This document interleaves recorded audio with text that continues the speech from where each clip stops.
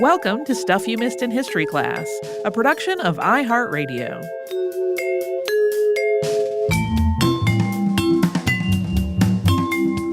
Hello and welcome to the podcast. I'm Tracy V. Wilson. And I'm Holly Fry. I got a physical the other day. Always the most fun. So much fun. My blood pressure was high. Not surprising, really, because number one, high blood pressure is just incredibly common. It is the most prevalent non-communicable chronic disease in the world. But besides that, I'm 47 and I have hypertension on both sides of my family. So in a lot of ways, this has felt inevitable. So naturally, as I have been taking my blood pressure at home, as instructed by my doctor, I have been pondering how humanity figured out that this often symptomless disease even exists. So today's episode is about how we figured out how to measure blood pressure and how hypertension became viewed as a disease. Most of the detail goes up until the first diuretics were developed, because that marked a big shift in this. And after that, so many things happened so fast that it felt impossible to include them all. I did want to note that hypotension, or low blood pressure, that also exists. A lot of people experience it as orthostatic hypotension, which is what happens when you stand up too fast and you get that lightheaded feeling. But a lot of people who have hypotension, it's a lot more serious and really life-disrupting. But there's not as much historical focus on it because a lot of the time it is connected to something else rather than like a condition that's existing on its own. Also, heads up, obviously, we're going to be talking about blood a lot. And some animal experimentation and some stuff about restrictive dieting. And we don't normally give a heads up about death on the show because death really comes with the territory of a history podcast. It comes up almost every episode. But there's a death in here due to uncontrolled hypertension that I just found a little unsettling to read. So just know that's coming. Later on, yeah. So ancient cultures all over the world used the pulse as a diagnostic tool. This is most documented in ancient Greek medicine and in traditional Chinese medicine and Ayurveda, which are still practiced today. It's also been part of indigenous healing practices in other parts of the world. Many of these traditional systems of medicine incorporate the idea of a person's energy or life force or vitality and keeping that energy balanced. So while a practitioner might be palpating a person's physical pulse, they might be doing so to assess something more metaphysical. The first written reference to something that might have been high blood pressure may be from the Chinese Yellow Emperor's Classic of Internal Medicine. That dates back to about 2600 BCE. This text describes the pulse as hardening if there is too much salt in the blood. And treatments for this hardened pulse include acupuncture and the removal of blood through things like bloodletting and leeches. There are also references to the pulse being used to diagnose illnesses in several Egyptian medical texts, dating back to about 3,500 years ago. Some of these directly connect the pulse in other parts of the body to the beating of the heart and to blood flow. Moving ahead to the 11th century CE, past podcast subject Ibn Sina, whose name is sometimes westernized as Avicenna, wrote, quote, "The pulse is a movement in the heart and arteries, which takes the form of alternate expansion and contraction, whereby the breath becomes subjected to the influence of the air inspired." The first person to document the circulation of blood throughout the body was English physician William Harvey in 1628. So to be clear here, there was already plenty of commentary on various aspects of the heart, the blood vessels, and the pulse. But before this point, the conventional wisdom was that the heart pumped blood out to the tissues where it left the blood vessels and was absorbed. Harvey, on the other hand, described circulation as a closed loop, with the blood moving through the lungs and out to the body and back. Yeah, I read a paper that described him as single-handedly discovering circulation, and I was like, nah, that's a little reductive. Building on the work of the people who came before him. The first measurement of the pressure inside this system, specifically in an artery, happened more than a century later thanks to English clergyman Stephen Hales, who did experiments in all kinds of subjects related to plant and animal physiology. Hales was building off of an invention by past podcast subject Evangelista Torricelli. This was the manometer. That was a device used to measure pressure. Torricelli used a mercury-filled glass tube, but Hales' approach here was a little bit different. He inserted a brass tube into the artery of a horse, and he connected that tube to a long glass pipe. He wrote about this in his 1733 treatise, Statical Essays Containing Hemostatics. The horse needed to be euthanized because of a fistula on its withers, which at the time was not really a treatable condition. And Hales had it restrained on the ground for an experiment. He wrote, quote, "Having laid open the left crural artery about 3 inches from her belly, I inserted into it a brass pipe whose bore was 1/6 of an inch in diameter. I fixed a glass tube of nearly the same diameter, from which was 9 feet in length. Then, untying the ligature of the artery, the blood rose in the tube 8 feet 3 inches, perpendicular above the level of the left ventricle of the heart. But it did not attain to its full height at once.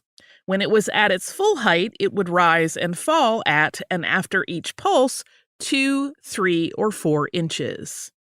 So just a note, if you go to look for more about this experiment, number one, there is a widely used illustration of this experiment that shows the tube in the horse's neck. That is incorrect based on what we just read. But beyond that, the experiment continued on from here. It is a little disturbing to read. It resulted in the animal's death, which again, the animal needed to be euthanized, but this would not have been the most humane way to do it. For a while after this, most blood pressure measurements were invasive. They involved putting something inside an artery to take a reading. For example, Jean-Léonard Marie Poiseuille did experiments on dogs and wrote about them in his 1828 dissertation, Recherches sur la force de cure aortique. He placed a mercury manometer into the dog's artery with a barrier of potassium carbonate or potash to keep the blood from clotting. Poiseuille made a number of observations from this work, including that dogs' blood pressure rose and fell as they breathed in and out. Through the mid to late 19th century, many doctors and physiologists tried to work out a non-invasive way to measure people's blood pressure. Most of them involved measuring how much pressure it took to compress a person's artery until the blood could no longer flow through it. So, sort of like if you pinch a straw until you can't suck any liquid through it anymore.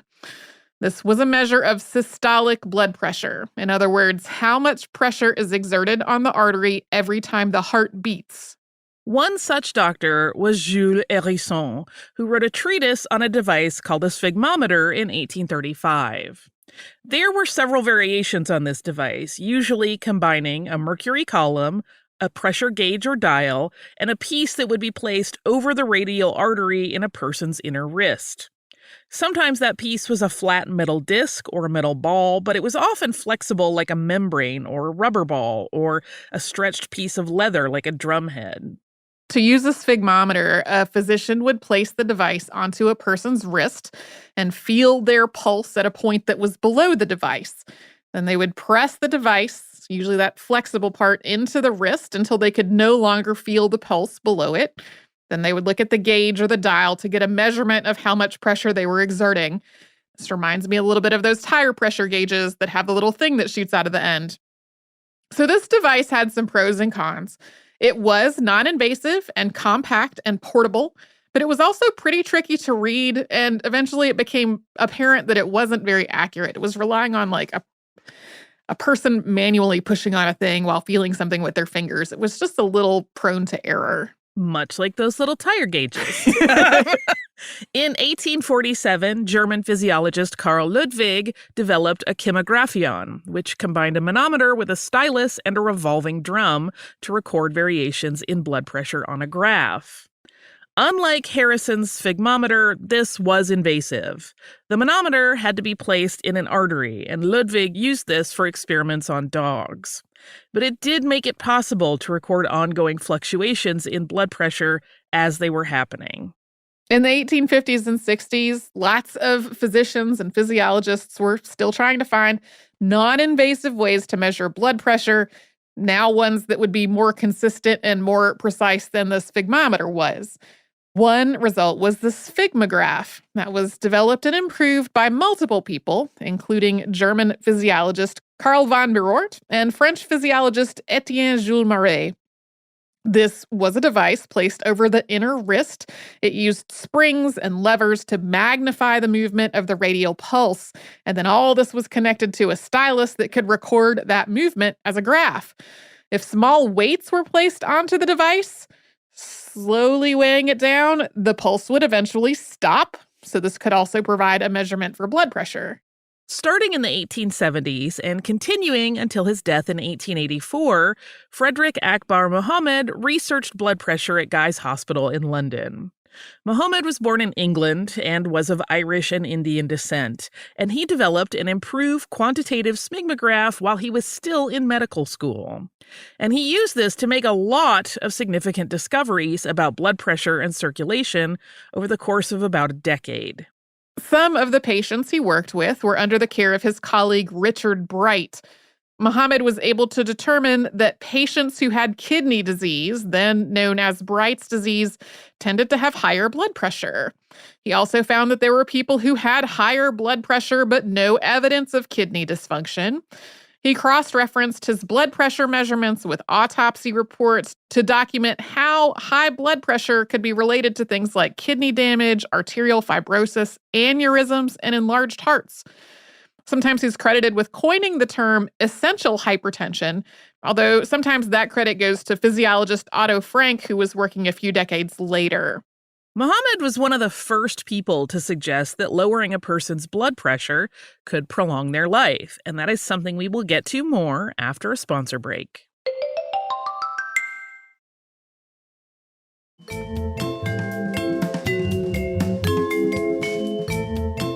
Frederick Akbar Mohammed's contributions to the study of blood pressure and hypertension are notable on their own. I mean, he made a lot of connections that still hold up today. They're even more impressive considering that he was using equipment that could be fiddly and cumbersome. Setup tended to be complicated. It wasn't particularly comfortable for the patient. Using a sphygmograph often involved strapping the patient's forearm to a chair in a particular position. And then if anything was misaligned in those levers and springs, the readings would be inaccurate. But in the 1880s, people started developing tools to measure blood pressure that are a lot more in line with what is used today. The first was Siegfried Karl Ritter von Bosch, who was a Jewish physician from Austria. In 1881, he developed an inflatable bag that could be pressed against an artery. It was connected to a pressure gauge, so a physician could record how much pressure it took to collapse an artery until blood could no longer pass through. Italian physician Scipione Rivarocci improved on this in 1896. He created an inflatable cuff that could be placed around the patient's arm. And then the physician would once again feel the person's pulse below the cuff as the cuff was being inflated. When the pulse stopped, they would measure that number on a pressure gauge. This was essentially the sphygmometer that is still used to measure blood pressure today. A key difference, though, was that Rivarocci's cuff was pretty narrow, so as it inflated, it would make a pretty sharp crease in people's flesh, and that could reduce the accuracy of the readings. In 1901, German physician Heinrich von Recklinghausen improved on Rivarocci's design by making the cuff wider. Soon, this device was being introduced into other parts of the world. Theodore Janeway and Harvey Cushing helped popularize it in the United States. Until this point, most non-invasive blood pressure measurements had involved feeling a person's pulse, or less frequently, using some kind of device to create a graph. In 1905, Nikolai Corticoff used auscultation, or listening, paying attention to the sounds of the turbulence in a person's artery while inflating and deflating the cuff. He noticed a distinct set of sounds depending on how much pressure the device was exerting on a person's arm relative to their blood pressure. He was using a stethoscope to do this, obviously. With the cuff on, but not inflated, there was no sound. If the cuff was inflated to a greater amount of pressure than the person's systolic blood pressure, there would still be no sound because no blood could get through. But as he reduced the pressure again, he started to hear sounds as small amounts of blood were able to get through the artery with each heartbeat. That onset of sounds marked the person's systolic blood pressure. These sounds went through a series of changes as he further reduced the pressure in the cuff. Then the sounds would disappear entirely, and the point where the sounds disappeared was the person's diastolic blood pressure. It's the blood pressure in between heartbeats, I don't think we've said before. These sounds are still known as Corticoff Sounds today. They are still used when somebody is measuring blood pressure using a sphygmometer and a stethoscope. There are some variations in exactly when in the cycle people think is the best time to say that's the diastolic blood pressure, though. As has been the case with so many other medical innovations on the show, even though this provided a practical, reliable, non-invasive way to measure both systolic and diastolic blood pressure, the medical community did not adopt it right away. Some doctors just didn't like the idea of using a device like this in medical practice. In the words of an article in the British Medical Journal, by using machines as part of medical diagnosis, quote, "we pauperize our sense and weaken clinical acuity." Others just thought that a doctor's fingers were a better, more sensitive tool than a stethoscope. There were also people who had been using things like sphygmographs or other devices, and they felt like the sphygmometer was making things too easy. Like I said earlier, sphygmographs could require a lot of technical skill and precision to set them up and use them correctly. And so there was this sense that by being simpler and easier to use, the sphygmometer would just make the practice of medicine less prestigious. The sphygmomanometer made it much easier to measure more people's blood pressure, though. So over the first 3 decades of the 20th century, researchers started seeing lots of connections between high blood pressure and heart diseases, strokes, and death. This was all happening in spite of the controversy over the sphygmomanometer that was playing out in the medical community. Because most of this research was happening actually in another industry entirely, and that was the life insurance industry. Life insurance companies wanted to make sure that as often as possible, the people they were covering had a long life and paid lots and lots of premiums before their policies had to be paid out. So by the end of the 19th century, assessing a customer's health had become an established industry practice. If somebody wanted insurance, they would be examined by an insurance company physician, and then underwriters would use the physician's report to decide whether insuring this person was an acceptable risk for the company. Over time, all this data would inform things like actuarial tables that the company could use to estimate how long a person could be expected to live. Here in the U.S., it's pretty much still how it happens today, although there are plans that don't require physical exams, and a lot of plans that are offered through employers as an employee benefit don't require an exam below a certain monetary threshold. In 1906, Northwestern Mutual Life Insurance Company started measuring the blood pressure of all of its clients as part of their insurance applications. Other insurance companies followed suit. In 1911, Dr. J.W. Fisher, medical director of the Northwestern Mutual Life Insurance Company, gave an address before the Medical Directors Association, which said in part, quote, "No practitioner of medicine should be without a sphygmomanometer. He has in this instrument a most valuable aid in diagnosis. The sphygmomanometer is indispensable in life insurance examinations, and the time is not far distant when all progressive life insurance companies will require its use in all examinations of applicants for life insurance." By the 1930s, the life insurance industry had gathered data from more than 10 million people. They were putting together reports on that data, and it showed clear connections between high blood pressure and other diseases, including cardiovascular diseases and kidney disease. There was also a clear correlation between high blood pressure and a shorter life expectancy.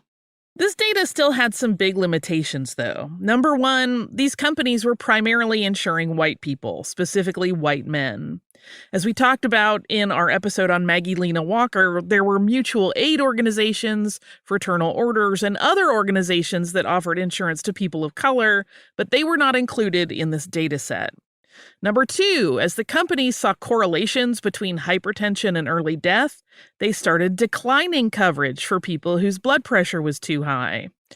Number three, there wasn't a lot of ongoing follow-up. People were either approved for insurance or they weren't, and unless people wanted to change their coverage and that change required another examination, the company did not check in on them again until they died.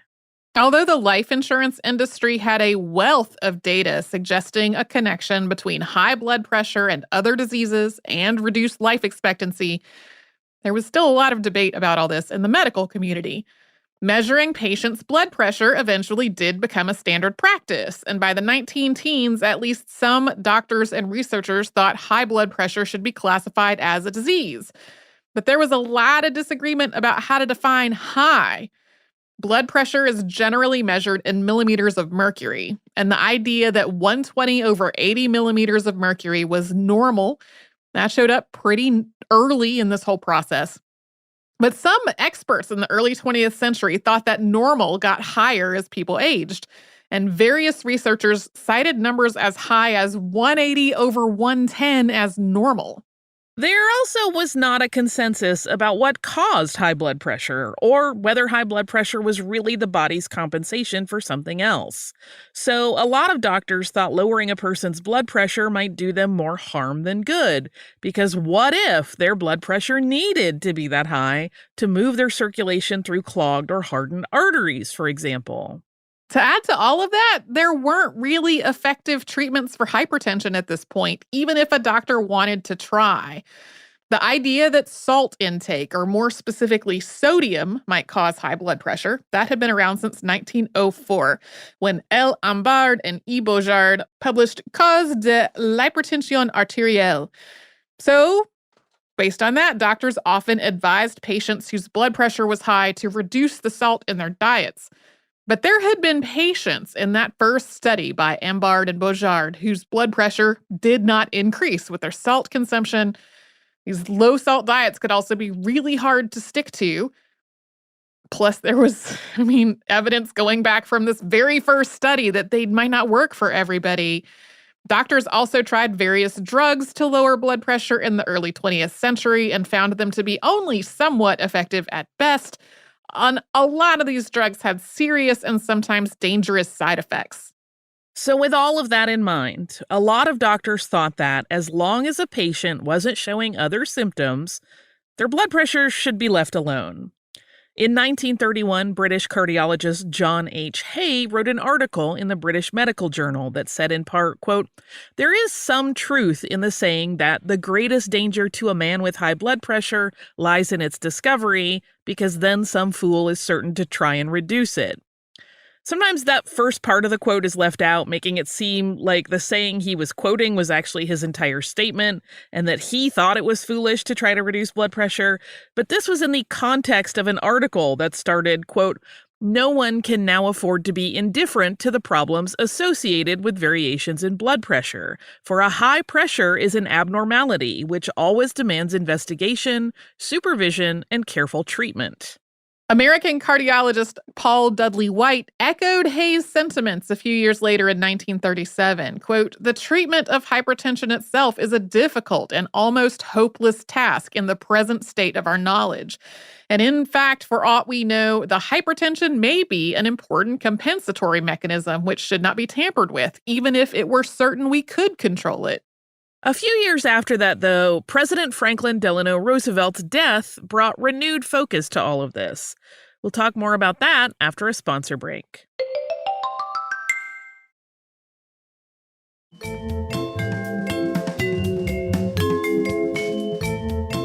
The death of President Franklin Delano Roosevelt brought some more public awareness to the risks of uncontrolled hypertension.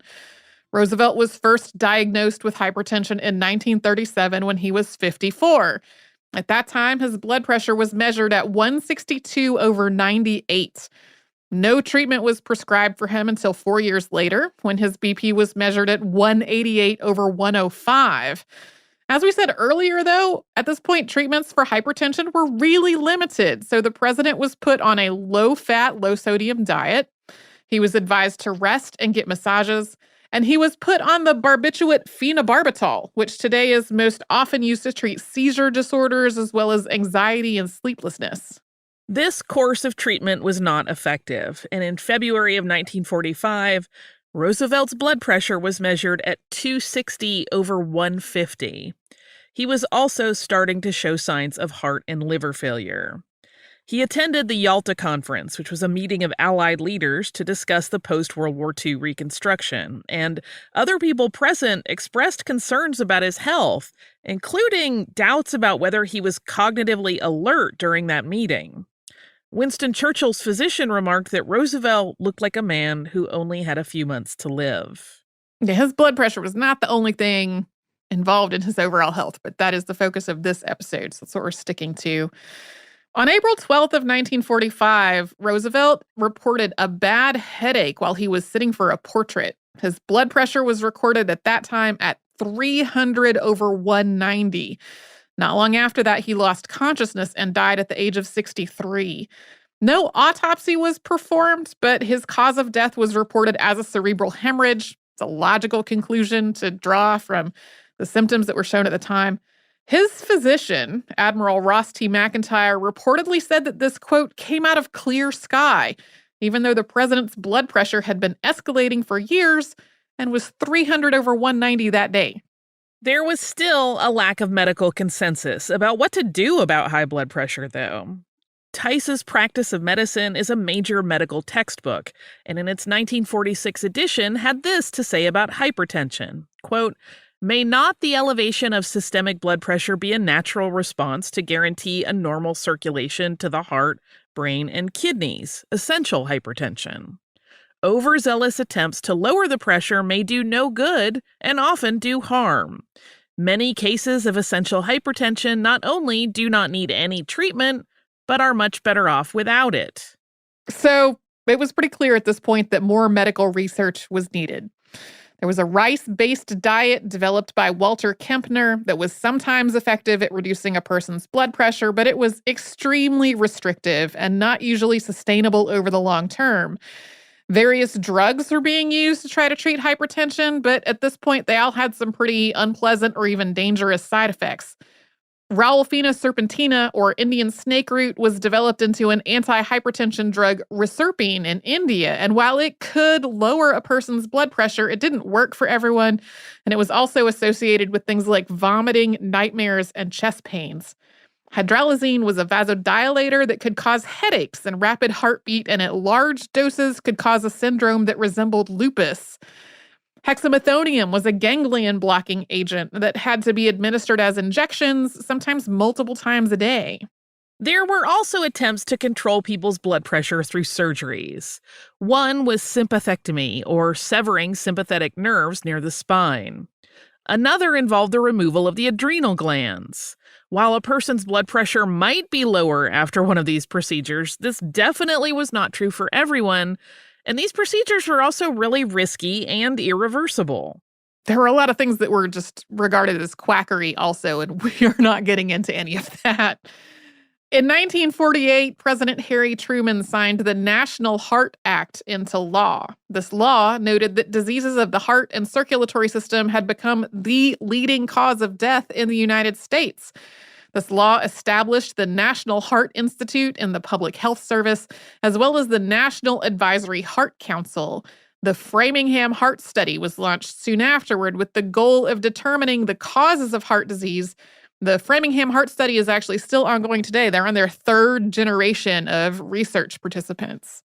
Through the Framingham Heart Study and other large-scale long-term studies, it became increasingly clear that hypertension could cause heart and kidney problems, including issues like left ventricular hypertrophy, and that lowering a person's blood pressure could help prevent and sometimes even reverse these issues. But actually reducing people's blood pressure continued to be really difficult, so many doctors continued to treat hypertension only if it seemed to be causing some other issue. When hypertension wasn't being caused by some other disease or disorder, it was increasingly known as essential hypertension, and many doctors saw it as just an inevitable part of aging. That started to change in the fall of 1957 when a clinical trial started for a diuretic called chlorothiazide. This wasn't intentionally intended to be used as a treatment for hypertension. It was a diuretic that doctors were prescribing to patients who had edema due to congestive heart failure. But when doctors gave their patients this medicine, they noticed that their blood pressure dropped dramatically. In 1958, this became available at pharmacies under the brand name Diarrheal. This was during the massive boom in pharmaceutical development that took place during and after World War II. So many new drugs and classes of drugs were developed during this period, several of which have come up on the show before. Antibiotics entered mass production during the war and flourished afterward. The first oral contraceptive was approved in 1960 after having been used to treat various gynecological disorders for a few years before that. Tranquilizers were also introduced during this era, which we talked about in our two-parter on thalidomide. So, Diarrheal was introduced at a time when there was just an increasing focus on the idea that chronic illnesses and conditions could be treated or controlled using pharmaceuticals. It played a really big part in that shift. At this point in the United States, the pharmaceutical industry did not advertise drugs directly to consumers, but Merck, Sharp, and Dohme, which was the company that developed Diarrheal, did things like distributing research reports to science writers, which led to favorable write-ups in publications like Reader's Digest.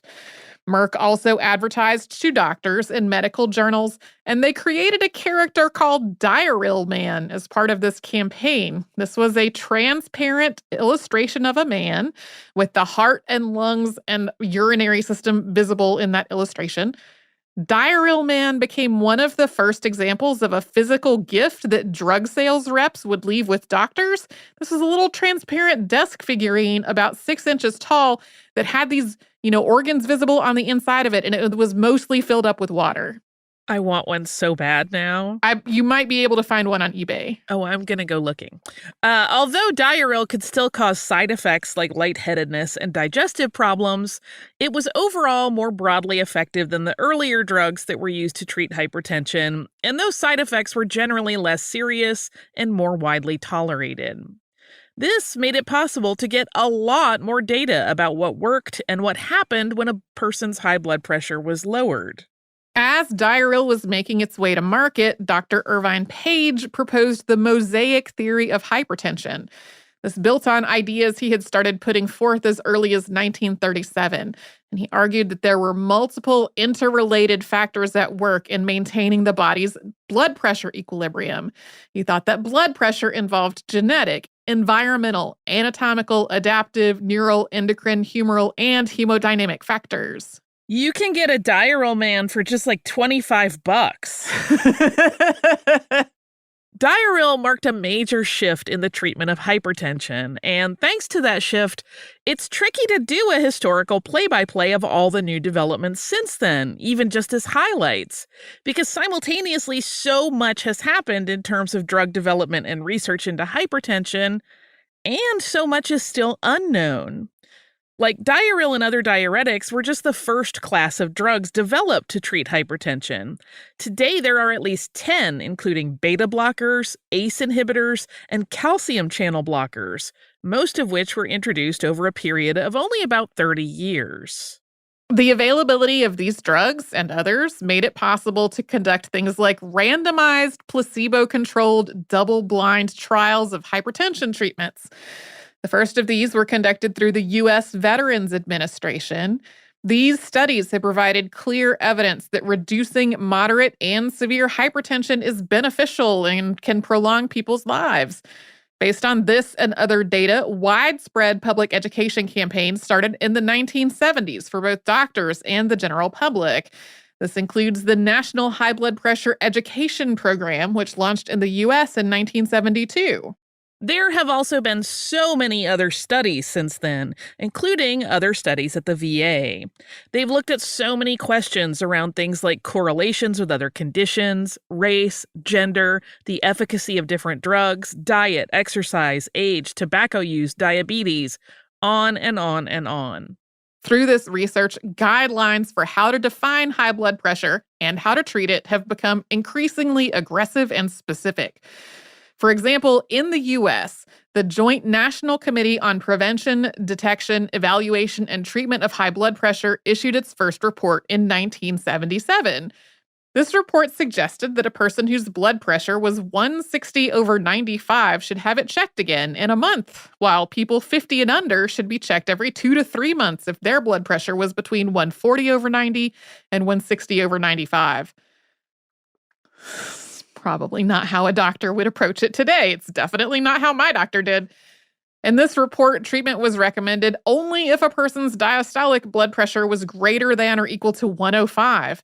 Those numbers have dropped repeatedly since the 70s. Most recently in 2017, the American Heart Association and the American College of Cardiology announced new guidelines that defined normal blood pressure as less than 120/80, and everything above 130/80 is classified as some variety of hypertension. A systolic reading above 180 and a diastolic reading above 120, either of those, that's classified as a hypertensive crisis. And the American Heart Association advises people to contact their doctor immediately if this happens to them. This is so radically different from earlier eras when there were studies that classified 180/110 as normal. There is also various conventional wisdom around hypertension that still isn't fully supported or understood. We noted earlier that a possible connection to sodium was first proposed in 1904. Today, you can read all kinds of extremely authoritative yet totally contradictory peer-reviewed papers that describe sodium as everything from the single biggest contributor to hypertension in the entire world to something that can contribute to hypertension in some people, but only if they are sensitive to sodium. Yeah, I found this very frustrating as I was trying to get to this part of the episode. Another bit of conventional wisdom has involved associating high blood pressure with being overweight and with recommendations for people to lose weight included as a way to try to control their blood pressure. But that is seemingly not as straightforward as all that. Number one, anybody can have high blood pressure regardless of how much they weigh. And number two, for a long time, there was really only one size of blood pressure cuff that was being used, and it was really too small for people with bigger arms. It gave artificially high readings for people who weighed more. Plus, people tend to weigh more as they get older, and some of the very earliest actuarial reports about this noted that, quote, the increase of blood pressure with increasing percentage of overweight is exaggerated because of that interaction between people's age and their weight.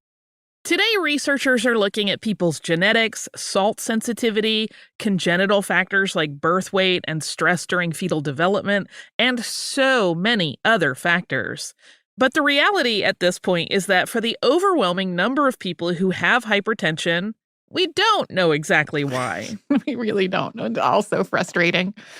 Also, while the blood pressure cuff has been a standard piece of equipment for doctors and nurses and various other health and medical practitioners for more than a century, there are improvements in the works for that as well. So beyond just cuffs that inflate themselves and then give a readout of blood pressure and pulse on a screen, like I've been using at home as my doctor instructed, there are also efforts to make non-invasive blood pressure measurement tools that don't actually require a cuff at all.